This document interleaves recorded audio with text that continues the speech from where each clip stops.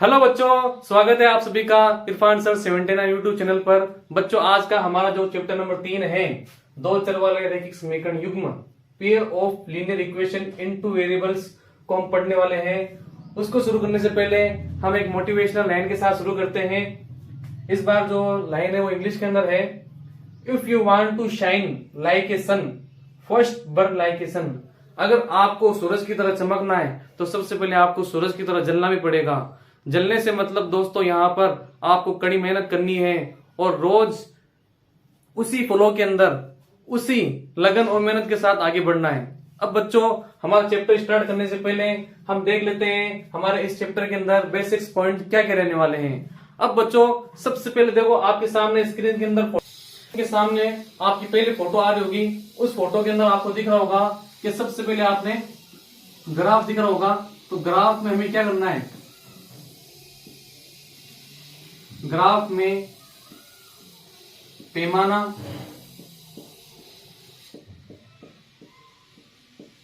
और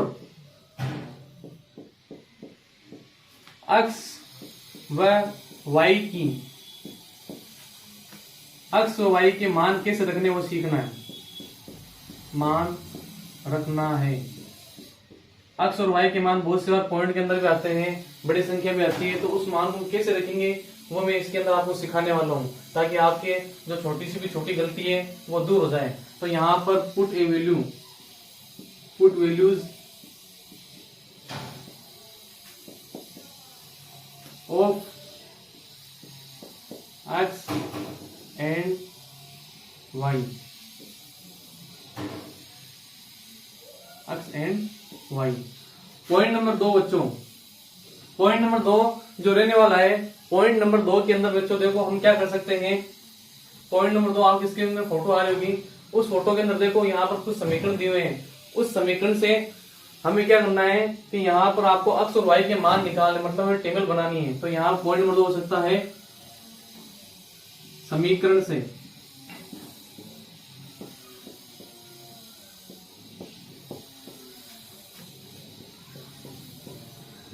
एक्स तथा वाई का मान ज्ञात करना,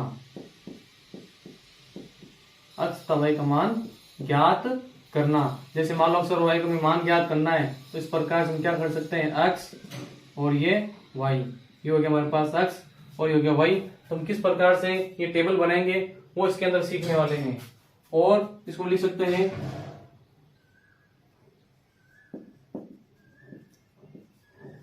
find values of x and y. ठीक है, हमें यहां पर बाय इक्वेशन, इक्वेशन के द्वारा में ज्ञात करना है, बाय इक्वेशन,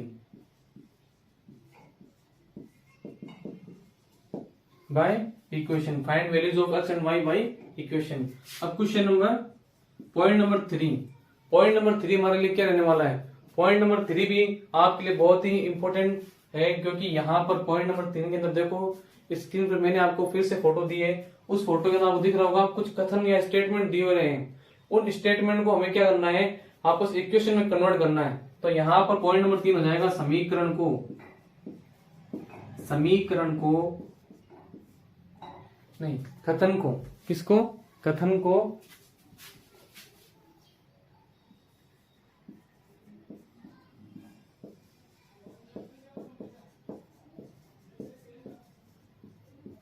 समीकरण में बदलना।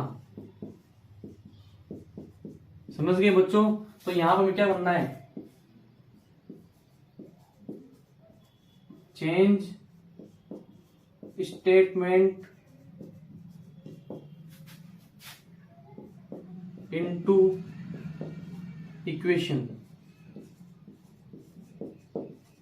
तो यहां पर ये हमारे इस क्लास के 3 पॉइंट रहने वाले हैं, जिसके अंदर हम ये सीखेंगे कि ग्राफ से पैमाना और एक्स और वाई का मान कैसे ज्ञात करते हैं, समीकरण से एक्स और वाई का मान कैसे हमें ज्ञात करना है, इसमें रखना सीखेंगे, इसमें ज्ञात करना सीखेंगे। और यहाँ पर पॉइंट नंबर 3 है कि कथन को समीकरण में कैसे बदलना है। तो यहाँ पर ये 3 पॉइंट आपके लिए बहुत ही खास होने वाले हैं और बहुत ही आसानी तरीके से और शॉर्ट फॉर्म में आपको ये समझा दूंगा मैं आपको।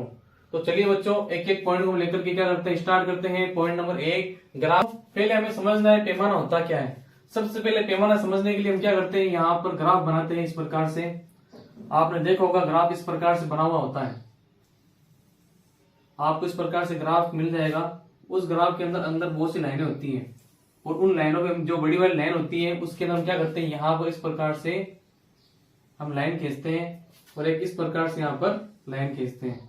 और ये लाइन खींचने के बाद बच्चों हम क्या करते हैं, यहाँ पर सबसे पहले हम क्या करते हैं, नाम देते हैं। तो यहाँ पर ये बिंदु वो होता है जिसे मूल बिंदु बोलते हैं। और ये जो लाइन है ये वाई अक्ष की लाइन है।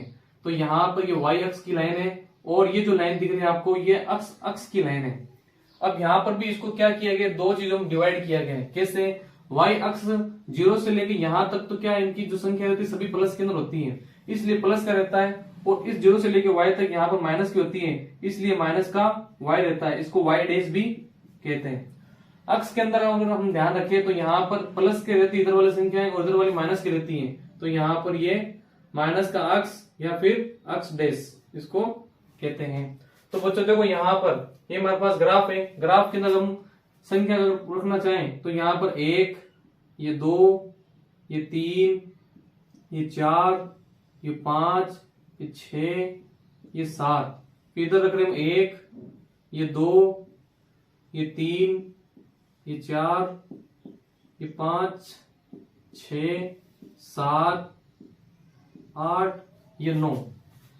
और यहाँ पर 1 वापस से 2, इधर 3 और इधर 4, ये 5, ये 6 और ये 7। और इधर वाली जो वैल्यू रहती है वो माइनस के अंदर रहती है। वापस से यहाँ पर 1, ये 2, फिर ये 3 और ये 4 और ये 5, 6, 7, 8 और 9। तो यहाँ पर आपको इस प्रकार से आपने ग्राफ बनाया होगा। अब ग्राफ के अंदर हमें सीखना है पैमाना क्या होता है। पैमाना क्या होता है, जो ओ अक्ष और ओ वाई की हम जो मान ले रहे हैं उन मान को हम किस प्रकार से प्रदर्शित कर रहे हैं उनको पैमाना कहा जाता है। जैसे मान लो ओ अक्ष से लेके ओ अक्ष तक की जो यहाँ पर ये जो दूरी है इसके अंदर हमने जो पॉइंट अंकित किए हैं वो पॉइंट किस आधार पे किए हैं, इनके बीच में कितना गैप है उनका हमें यहाँ पर बताना होता है। तो यहाँ पर हम किस प्रकार से बताते हैं, हम यहाँ पर मूल बिंदु से यहाँ पर उनको डिनोट करते हैं। मूल बिंदु से लेते हैं कि यहाँ से लेकर यहाँ तक की दूरी कितनी है और यहाँ से लेकर यहाँ तक की दूरी क्या आपने ली है। क्योंकि देखो ध्यान रखना आपके ग्राफ के अंदर जो दो बड़ी लाइनें होती है उन दो बड़ी लाइनों के बीच का जो गैप होता है वो ध्यान रखना आपको। इन दो लाइनों के बीच का जो गैप है, दो लाइनों के बीच का गैप जो रहता है वो 1 सेंटीमीटर का रहता है। कितना रहता है, 1 सेंटीमीटर का रहता है। समझ गए, आड़ी हो या फिर खड़ी हो, समझ गए, हॉरिजॉन्टल हो या फिर वर्टिकल हो, उन दोनों के अंदर यहाँ पर आपको दिखेगा 1 सेंटीमीटर का गैप रहता है। अब यहाँ पर ये रहता तो 1 सेंटीमीटर का ही है, लेकिन बहुत सी बार क्या होता है हमें संख्या यहाँ पर बड़ी बड़ी रखनी पड़ती है। तो वहां पर हम क्या करते हैं, उसके अंदर इस 1 सेंटीमीटर को हम 1 नहीं मानते, उसको कभी 2, कभी 100, कभी 1000 के अंदर हम डिफरेंस लेते हैं। जैसे मान लो अभी इसका मैं पैमाना बना के बता रहा हूं आपको किस प्रकार से। पैमाना आपको यहाँ पे लिखना होता है, ठीक है, मैं इसको यहाँ पे लिख रहा हूं आपके सामने कैसे यहाँ पे पैमाना लिखते हैं। अब देखो सबसे पहले हमें यहाँ देखना है ओ अक्ष है। तो ओ अक्ष अगर हमारे पास में है तो ओ अक्ष से हम क्या ले रहे हैं, 1 सेंटीमीटर का है। और ये ओ अक्ष डैश भी क्या है, ओ अक्ष डैश भी क्या है, 1 सेंटीमीटर का ही है। तो 1 सेंटीमीटर का तो है, ये हमने डिनोट कर दिया कि ये 1 सेंटीमीटर का है। अब जब ये 1 सेंटीमीटर का है तो हमने इसके अंदर जो वैल्यू है वो कैसे रखी है, नंबर में रखी है सीधे या फिर उनके बीच में डिफरेंस रखा है। तो यहाँ आप देख सकते हो हर जितने भी अपने संख्या रखी है उनके बीच में सिर्फ 1 का अंतर ही है। जैसे 2 और 1 के बीच में 1 का अंतर है, तो यहाँ पर हमने कितनी इकाई ली है, 1 इकाई ली है। कितनी इकाई, 1 इकाई। अगर मान लो यहाँ पर इनके बीच में 2 का डिफरेंस होता तो यहाँ पर 2 लिखना होता, अगर 100 का डिफरेंस होता तो 100 लिखना होता। समझ गए। तो यहाँ पर हमारे पास ओ अक्ष और ओ वाई, ओ अक्ष डैश जो है वो 1 इकाई है और ओ वाई डैश भी 1 सेंटीमीटर का है। तो उसकी भी कितनी है, यहाँ पर 1 इकाई ही है, ध्यान रखना 1 इकाई।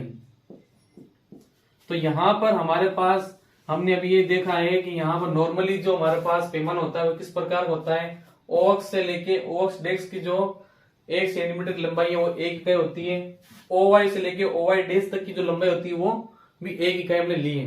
अगर मान लो मैं यहां पर 2 लेके चलता, 2, 4, 6, 8, 10, 12 ऐसे अगर मैं लेके चलता तो यहां पर हमें क्या करना पड़ता, यहां पर 2 लिखना पड़ता।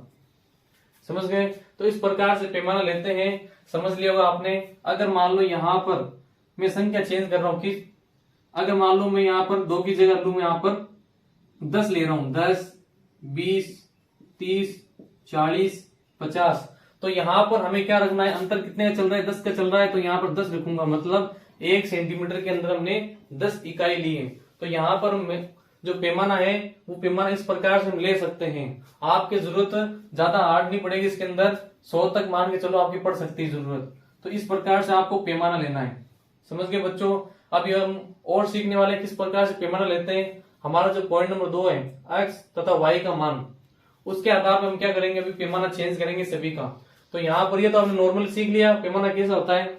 आगे हम क्या करते हैं, यहाँ पर एक्स तथा वाई का मान इसके अंदर रखते कैसे हैं, उसके आधार पर मैं आपको सिखाऊंगा पैमाना और कैसे कैसे चेंज होगा। चलो अब मैं कुछ वैल्यूज रख रहा हूं, पहले से टेबल बना रहा हूं। जैसे मान लो हमारे सवाल आ गया कि हमारे पास एक टेबल है, इस प्रकार से यहां पर मैं टेबल बनाई, ये एक्स की है और ये वाई की है। अब पहले नॉर्मल में ले रहा हूं जिसके अंदर मान रखने हैं। जैसे मान लेते हैं यहां पर मेरे पास 2 है और यहां पर 3 है। और ध्यान रखना है ये जो कोऑर्डिनेट जो आपको ज्यामिति दिख रही है, इसके अंदर ये जो मान दिख रहा है आपको, यहाँ पर अक्स का चल रहा है और यहाँ पर वाई का है, यहाँ पर माइनस अक्स का है, यहाँ पर माइनस वाई का है। तो यहाँ पर हमें इस तरीके से चलना होता है, यहाँ पर इस प्रकार से। और ब्रैकेट के अंदर ध्यान रखना है, पहले हमेशा अक्स का मान आता है और दूसरा वाई का मान आता है। तो यहाँ पर अगर मालूम इस तरीके से चल रहे हैं, यहां से इधर चल रहे हैं, तो यहाँ पर देखो अक्स हमारे पास प्लस में है, वाई भी हमारे पास प्लस में है, तो यहाँ पर ये कहलाएगा प्लस और प्लस। और अगर इधर से इधर जा रहे हैं हम, तो वापस से देखो यहाँ पर इसके अंदर अक्स की वैल्यू पहले रखनी पड़ेगी, तो अक्स का मान यहाँ पर माइनस में है, क्योंकि पहले अक्स की आएगी फिर वाई की आएगी, तो मतलब यहाँ पर माइनस पहले आएगा और प्लस बाद में आएगा। और यहाँ पर देखो दोनों ही वैल्यू माइनस में है, तो यहाँ पर माइनस और माइनस आ गया। वापस इधर चलते हैं, तो यहाँ अब क्या है, इधर अक्स प्लस में है तो प्लस, और वाई किस में, माइनस में। ये वाई की वैल्यू सारी माइनस में, इधर वाली, तो यहाँ पर ये माइनस में। समझ गए? तो इस प्रकार से यहाँ पर आपको ध्यान रखना है। अब देखो बच्चों, हमें क्या करना है, आप ध्यान रखा करो, हमेशा प्लस के अंदर मत चला करो। आप कभी इस वैल्यू का भी यूज किया करो, इस वैल्यू का भी यूज किया करो, इस वैल्यू का भी यूज किया करो, ताकि आपके आसानी रहे, पैमाना चेंज नहीं करना पड़ेगा। अगर आपने प्लस प्लस के अंदर चल रहे हो तो आपके पैमाना हार्ड पड़ सकता है आपके लिए। अब यहाँ पर देखो हमारे पास मान लो आपने कोई समीकरण हल किया, हल करने के बाद आपके पास 2,3 आ गए। एक और समीकरण आपने हल किया, -5, यहाँ पर आपके पास 7 आ गए। तो यहाँ पर देखो हमें अगर मान लो इस मान को इसके अंदर अंकित करना है वैल्यू के अंदर, तो यहाँ पर देखो ये जितनी भी वैल्यू है 2, 3, -5 और 7, ये सभी इसके अंदर आपको देखने को मिल जाएगी। दिख रहे हैं आपको यहाँ पर? क्या आपको इसके अंदर ज्यादा कुछ करना नहीं है, मतलब पैमाना चेंज नहीं करना है। नॉर्मली जो पैमाना होता है यहाँ पर 1 सेंटीमीटर बराबर 1 इकाई, वो आपको ले लेना है। तो यहाँ पर हम क्या करते हैं, इनको इसके अंदर अंकित करते हैं। यहाँ पर 2,3, तो यहाँ पर पहले अक्स का मान रखना है, फिर वाई का मान। तो अक्स का मान कितना है, 2, और वाई का मान कितना है, 3। तो यहाँ से चलना आपको, अक्स का मान 2 है तो यहाँ से ऊपर चला आपने, और वाई तक चलना है, वाई के 3 तक चलना है, तो वाई के 3 तक यहीं पर चलेगा, यहाँ पर आकर के ये 1, और यहाँ पर हमारे पास ये पॉइंट आ गया 2,3। समझ गए बच्चों को? समझ गए बच्चों? अब यहाँ पर देखो इसके अंदर एक्स और वाई, यहाँ पर -5 और 7 लिखा हुआ है। तो यहाँ पर देखो सबसे पहले -5, ये देखना है -5 किसका है, अक्स का है। तो अक्स की तरफ चलते हैं और अक्स के पास -5 लिखा हुआ है, और वाई प्लस में है, मतलब हमें ऊपर की तरफ जाना है। तो यहाँ पर वाई माइनस में है, वाई तो प्लस में है और अक्स किस में, माइनस में। तो यहाँ से ये ऊपर जाएगा, यहाँ पर इस जगह पर आपको ये पैमाना दिख जाएगा। आप चाहो तो यहाँ डॉट डॉट करके आप कर सकते हो। समझ गए? तो यहाँ पर आप पहले वैल्यू क्या रखोगे, -5 फिर 7।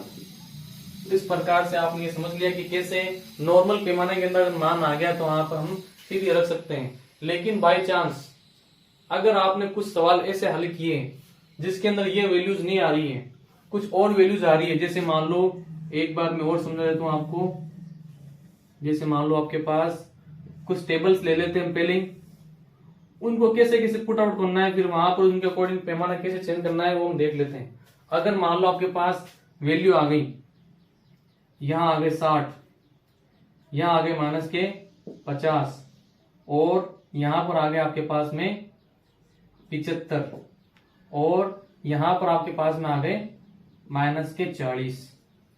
तो बच्चों देखो यहां पर अब क्या हुआ, नंबर जो अक्स और वाई जो बिंदु है उनके मान बढ़ गए, बड़ी संख्या मतलब 2 अंकों के अंदर आने लग गए, है ना। तो यहाँ पर अब इन वैल्यू को हम क्या करेंगे, सबसे पहले ये वैल्यू रखने के लिए हमें यहाँ पर पैमाना चेंज करना पड़ेगा। पैमाना कैसे चेंज करेंगे हम यहाँ पर, अब बच्चों देखो क्योंकि यहाँ पर इसके अंदर 7 तक ही चल रहा है तो यहाँ पर हमें इसका डिफरेंस बढ़ाना पड़ेगा। अभी डिफरेंस 1 का चल रहा है, हमें यहाँ डिफरेंस बढ़ाना पड़ेगा। तो यहाँ पर हम डिफरेंस बढ़ाते हैं, वो डिफरेंस क्या रहने वाला है। देखो बच्चों, अगर मान लो आपके ग्राफ के अंदर आप दिमाग लगाओ कि अगर आपने एक ग्राफ बनाया, उस ग्राफ के अंदर नॉर्मली आपने देखा होगा कि यहां से लेकर यहां तक की जो वैल्यू होती है वो 8 सेंटीमीटर होती है। कितने सेंटीमीटर, 8 सेंटीमीटर होती है, समझ गए। और यहां से लेकर यहां तक कम से कम अगर हम बात करें तो वो होती है 10 सेंटीमीटर। कितने सेंटीमीटर, 10 सेंटीमीटर। तो यहां पर इधर से लेकर इधर तक आप 8 तक ले सकते हो, इधर से लेकर इधर तक आप 10 तक ले सकते हो। अगर आपको मान लो इसके अंदर वैल्यू बढ़ानी है तो यहाँ पर जब आप 10-10 का अंतर लेके चलते हो तो आपका ये 80 तक जाएगा। 10, 20, 30, 40, 50, 60, 70, 80 और इधर जाएगा ये 100 तक, समझ गए। तो यहाँ पर इसके अकॉर्डिंग आपको मान बदलना है। अब देखो यहाँ पर 100 के अंदर आ रहे नहीं आ रहे, प्लस में और माइनस में दोनों में आ रहे हैं 100 तक, तो 100 के अंदर में आ जाएंगे। तो यहाँ पर हम क्या कर सकते हैं, इसकी वैल्यू हम 10-10 कर सकते हैं, 10-10 वैल्यू कर लो और आपके क्या होगा, ये जो आपने टेबल बनाई है वो आपके पूरी तरीके से फिट हो जाएगी। जैसे मान लो अगर मैं ये अक्स है मेरे पास 1 सेंटीमीटर तो रहने वाली है, बस हमें इकाई चेंज करनी है। तो यहां पर हमें क्या करना है, जो हम पैमाना लेंगे हम, ठीक है, उस पैमाने को हम क्या करेंगे इस प्रकार से। जैसे मान लो हमने पैमाना लिया, पैमाना आपको ध्यान रखना है, वैसे इस तरफ ही रखते हैं पैमाने को, इस भाग ध्यान रखना है। पैमाना आपको जो रहेगा वो इस जगह रहने वाला है। तो हम यहाँ पर पैमाना में आपको इधर बता रहा हूं, अगर मान लो ओ अक्स है तो ओ अक्स हमारे पास में और ओ अक्स बेस हमारे पास में है तो 1-1 सेंटीमीटर पे, लेकिन टेबल के अकॉर्डिंग हमें क्या करना है, यहाँ पर 10 इकाई लेनी है। तो ये हो गई 10 इकाई। और ओ वाई और ओ वाई डेस, ओ वाई और ओ वाई डेस को हम है तो 1 सेंटीमीटर ही, लेकिन लेने कितनी है, 1 इकाई। तो चलो इस प्रकार से हमारे पास क्या हुआ, यहाँ पर हमने ये ले ली वैल्यूज, हमने बता दिया 1 सेंटीमीटर को हम 10 इकाई मानने वाले हैं। अब मान लो यहाँ पर ये हो गया 10, ये हो गया 20, ये 30, ये 40, ये 50, 60, 70 और 80। वापस इधर 10, 20, 30, 40, 50, 60, 70 और 80 हो गया इस प्रकार से। और अगर आप ऊपर की तरफ वैल्यू लेनी है तो यहां पर क्या हो जाएगा हमारे पास, फिर नीचे रख लेते हैं 10, 20, 30, 40, 50, 60, 70, 80, फिर 90 और ये 100। ये 100 के आंकड़े तक पहुंच गए। इधर भी हमें क्या करना है, ऊपर तक पहुंच जाना है। तो यहाँ पर 10, ये 20, ये 30 और ये 40, ये 50, ये 60, ये 70, 80, 90 करके आपको ऊपर तक पहुंच जाना है। तो आपने पैमाना यहाँ पर चेंज कर लिया दोस्तों। तो अब यहाँ पर देखो अक्स का मान कितना आ रहा है हमारे पास 60 और वाई का मान कितना है 50, वो भी माइनस के। तो यहाँ पर हम क्या कर सकते हैं, अक्स अभी वैल्यू जो वैल्यू वो प्लस के अंदर है, वाई की वैल्यू माइनस के अंदर है। तो यहाँ पर हम क्या कर सकते हैं, पहले इनकी और मार्क कर लेते हैं ताकि हमें तो गलती ना हो। ये माइनस में है और ये भी सभी माइनस में है। तो यहाँ पर ये कह रहा है कि अक्स का मान तो है प्लस में, वाई का मान है माइनस में। तो अब देखो यहाँ पर अक्स का मान प्लस में तो ये वाली इसमें से उठाना है, वाई का मान माइनस में है मतलब हमें नीचे की तरफ जाना है। तो यहाँ पर अक्स का मान है 60 और वाई का मान है ऐसे करते हुए माइनस के 50 तक पहुंच जाना है। तो आपके पास यहाँ पर ये 60, -50। तो इस प्रकार से आपने ये पॉइंट फाइंड आउट कर लिया और पैमाना भी चेंज कर लिया और आपकी उसी कॉपी के अंदर ये हो गया। और x का मान -75, y का मान -40। अब 75 देखो यहाँ पर आपको दिख नहीं रहा होगा, लेकिन यहाँ पर ध्यान रखो 75 हमारे पास क्या है, जो 70 और 80 के बीच में है। तो 80 के बीच में जो एक और लाइन जा रही है, थोड़ी सी पतली लाइन जा रही होगी, वो हमारे लिए क्या रहेगा, 75 रहेगा। तो दोनों वैल्यू माइनस में, तो इस कोऑर्डिनेट के अंदर आएगा माइनस के 75 और 14। तो यहाँ पर इस प्रकार से हो गया, ये पॉइंट हो गया हमारे पास में। तो यहाँ पर माइनस के 75 और माइनस के 14। तो देखो बच्चों, आपने किस प्रकार से हमने आसानी से ये सीख लिया कि यहाँ पर हमें निर्देशांक किस प्रकार से पैमाना चेंज करके यहाँ पर रख देने हैं। अब यहाँ पर लास्ट एंड फाइनल एक और पॉइंट मैं आपको समझा देता हूँ। वो बहुत सी बार आपको क्या होता है, अगर आप कोई सवाल हल करते हो, उस सवाल के अंदर x और y का मान पॉइंटों के अंदर चला जाए, तो आपको क्या करना है। आप बहुत सी बार क्या करते हो, जो पॉइंट वाले होते हैं उसको छोड़ देते हो, फिर बाद में आप और प्रैक्टिस करना पड़ती है, टाइम बचता नहीं आपके पास। अगर मान लो पॉइंट वाला आ गया तो कोई बात नहीं है, अगर पूरा पूरा भाग जा रहा है पॉइंट में भी, तो आप पॉइंट वाली संख्या को यूज कर सकते हो, कोई इसमें दिक्कत नहीं है। यहाँ पर देखो, अगर मान लो आपके पास कोई पॉइंट वाली संख्या आ गई, हम मान लेते हैं -10 है, ठीक है, 10.5 है, ये हमारे पास में कोई वैल्यू आ गई। और हमारे पास में फिर एक और संख्या आ गई 10.50 ले लेते हैं, चलो। और फिर हम लेते हैं हमारे पास में, और हमने संख्या ले ली 12.5, ये हमने ले लिया। ये तो फिर भी आपके लिए हार्ड हो जाएगा, हम क्या करते हैं 20.50 ले लेते हैं।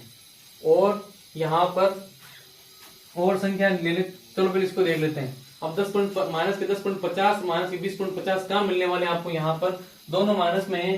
तो यहाँ पर देखो, इसके अंदर x का मान तो कितना माइनस के 10 है, तो यहाँ पर आप क्या करोगे,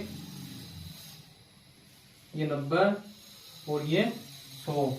तो यहाँ पर 10.50 की बात कर रहा है, तो यहाँ पर 10.50 मतलब 10 से आगे और 20 से कम। तो यहाँ पर क्या हो जाएगा, x का मान यहाँ पर से आपको लेना है और 20 में यहाँ पर आपको ऐड करना है। तो 20 और यहाँ पर हो गया पॉइंट के अंदर। यहाँ पर देखो, इसके अंदर बीच में जो लाइन आ रही है ना दोनों के, वहां से आपको लेते हुए क्या करना है, पॉइंट खींच देना है। तो आपका पॉइंट वाला सवाल भी हो जाएगा। कोई छोटी संख्या है उनका लेकर के देखते हैं, जैसे मान लेते हैं ये तो हो गया आपके। अब हम देखते हैं यहाँ पर कुछ और नंबर ले लेते हैं साथ ही साथ। जैसे मान लो आपको माइनस के 3.7 अंकित करने हैं, ऐसे कोई सवाल आ गया। और प्लस के 2 कितने हमारे पास 8 हो गए। तो इस प्रकार हम इनको कैसे अंकित करेंगे, बहुत सी बार होता है मान निकलता नहीं है, तो आपको क्या करना होता है, पॉइंटों के अंदर लेना पड़ता है। तो उनको हमें ध्यान में रखते हुए क्या करना है, आपको अगर मान लो पॉइंट रहे, पैमाना आपने एक इकाई का लिया, 1 2 3 4 ये 5, फिर 1 2 3 ये 4 ये 5, फिर 1 2 ये 3 ये 4 ये 5 ये 6। इधर वाली वैल्यू माइनस में चल रही, ध्यान रखना है। ये 1 ये 2 ये 3 ये 4 और ये 5। तो यहाँ पर ये वैल्यू भी माइनस में ही है। अब बच्चों देखो, यहाँ पर आपकी क्या करना है, एक तो 3.7 आ गया, एक 2.8 आ गया। तो पॉइंट वाली संख्या कैसे लेनी है, पहले ये देखो माइनस के 3.7 का है एक्स पे, तो एक्स का मान माइनस में इधर चलेगा और 3.7 लेना है, मतलब 3 तो है लेकिन 3.7 लेना है। तो बीच में जो 10 लाइनें रहती है उनको आपको काउंट करना है, ठीक है। इधर से 1 2 3 4 5 हो गया, फिर 6 और 7, तो 7 यहाँ पर आ रहा है। और प्लस का y है 2.8, तो प्लस का y 2 है और 2.8 है, 2 तो है ही, 2.8 मतलब यहाँ पर 1 2 3 4 5 6 7 8। यहाँ से आपको इसे लेते हुए क्या करना है, इनको मिला देने हैं। पॉइंट का ध्यान रखना है बच्चों, क्योंकि बहुत सी बार अगर क्रॉस सही तरीके से नहीं हुआ तो यहाँ पर आपको ग्राफ के अंदर x और y का मान नहीं मिलेगा। तो इस प्रकार से आप पॉइंट की वैल्यू, अगर मान लो आप कोई समीकरण हल करते हो, आपने कोशिश कर ली कि आपके कैसे करके जो वैल्यू है वो एक पूरा भागने जा रहा है, तो आप पॉइंट में लिख कर भी आप क्या कर सकते हो, उनका मान निकाल सकते हो, ताकि आपका ज्यादा टाइम खराब नहीं हो। समझ गए बच्चों। तो इस प्रकार से हमारा जो पॉइंट नंबर 1 है उसके अंदर हमने सीखा कि पैमाना कैसे लेते हैं और हमने ये भी सीख लिया कि यहाँ पर जो x और y के मान हैं, अगर बड़ी संख्या आ जाए, अगर पॉइंट में संख्या आ जाए तो किस प्रकार से हमें निकालना होता है। समझ गए बच्चों। अब हमारा अगला जो पॉइंट है, पॉइंट नंबर 2, उसके हम चर्चा करेंगे।